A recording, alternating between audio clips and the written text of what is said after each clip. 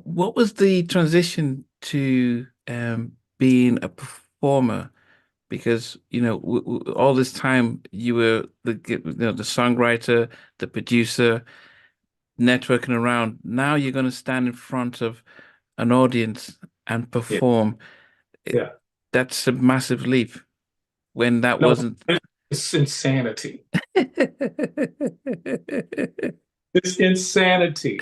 And I will say that the producer, songwriter in me was like, what is this? Right? It's a totally different world. And I used to tell my brother all the time, like, bro, you just don't understand how easy you got it.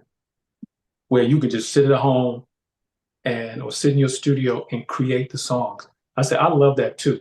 It's a whole nother monster when you got to get up at 6 o'clock in the morning, 5 o'clock in the morning, so you could make an 8 o'clock in the morning flight. Like, look, I used to get these calls like once Words was going and we were promoting, and we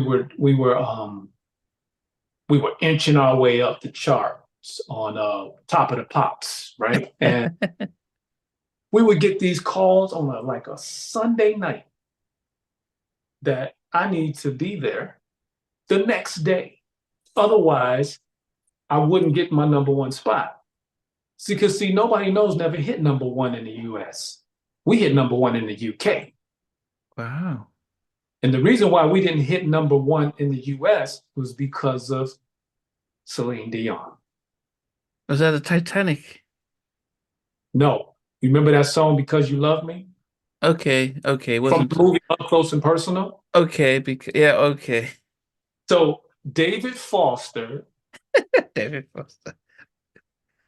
David Foster, I believe, called my manager and Wow. said, we're about to take that number one spot. So what it was that Because You Love Me, every time they played a commercial for the movie Up Close and Personal, they played Because You Love Me. And every time they play that, that was considered a What? BDS So it entered at number one. But I had no problem with it. And the reason why I had no problem with it, because I was like, Nobody Knows entered the Hot 100 at number 100. And we moved all the way up to number two. And we were postured and positioned to go to number one. Celine Dion came in and said, number one. You know what was crazy? We never dropped below number five.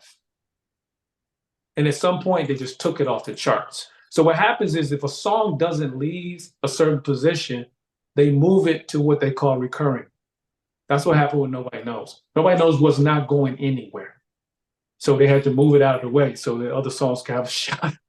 Wow. So Yep, why would that's why they? we did number one. But yeah, that the transition to being an artist was interesting because I didn't. You got to understand, I had become comfortable in my seat of being a songwriter producer, so I didn't know what I was about to encounter as an artist on a professional level. Mm, But I was like, yo, because it's a lot more work that has nothing to do with music that you yeah. have to do.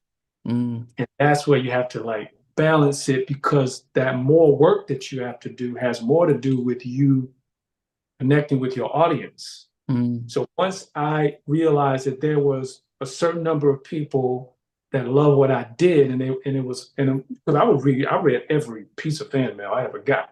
So wow. once I was getting that feedback, I was like, okay, okay. Then I realized what I loved about being an artist. It was the service of me. It was the process of me writing these songs, channeling these songs through me to get them recorded. Like the act of recording a record for me, that's for me, Mm, right? Then once I'm done with this, like, all right, cool. All right, now we click into business. Just make copies and we sell these copies. Because then at that point, I'm done. I'm done creating the art. Now it's time for me to share, right? So then once that happens, then you get feedback. And I'm reading these letters and people talking about how this song, like what blew me away was this, in essence, was that as an artist, my voice, my words, my melodies, my music was going places, affecting and meeting people in places that I have not yet been to Mm, in some cases, and in some cases I may never go. mm, But the music is there mm, and people are feeling connected to me through that, right? So I was just like, the idea of that was a very beautiful feeling because it's like, wow, this is good. This is much better than a lot of jobs that some people yeah, might yeah, have. yeah, yeah. I create music and then it goes places that I have yet to go. And so that was amazing to me. And it made me think of the first time I went to South Africa. My music had been playing there for 20 years and I'd never been there. But when I get there, I'm like, yo, no, these people feel like they really, really know me because I'm doing autograph sessions for 3 hours after each show Mm, because I'm bringing every album I had done up until that point. This was up until Exist. So I'm signing all these wow. CDs. So that was beautiful to me, and that's what I still love about the artistry thing, and that's what I know that not all artists might see it that way, but a lot of them do. It's a special connection to people that you may not ever even meet, Yeah. you know? What type of performer were you then? Were you the one that needed a guitar or piano to calm the nerves while you're performing? Or because you weren't, I doubt you like Neo, or Usher who did all the dancing and backflips and stuff.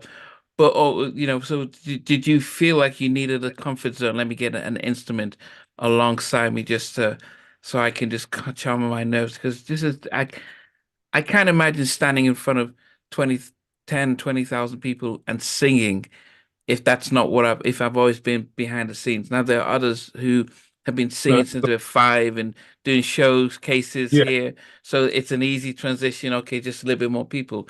But you were coming from not, that wasn't your background, Mhm. performance wise and talent shows.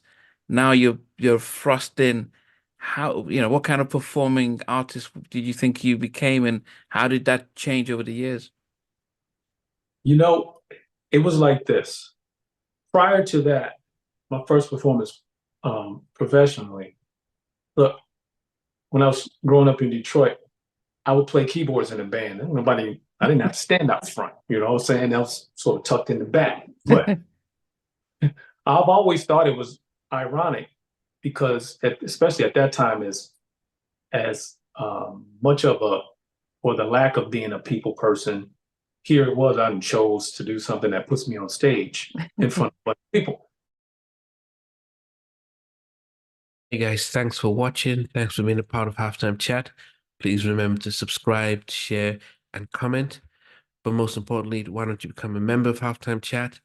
We've got amazing videos, amazing perks, and being able to support the channel. But anyway, thanks for watching. Take care.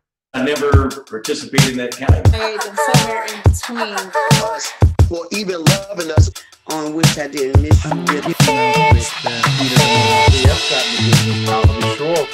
What was it like growing up? She's still making an impact on 4 houses down. I have a couple of pieces. Trying to get this one and that one. That works for you, but just for me, No. Okay. they don't understand what Jonas Boys and men and all spirits. Play it. And all these guys, they all work together. I mean, I love all different genres.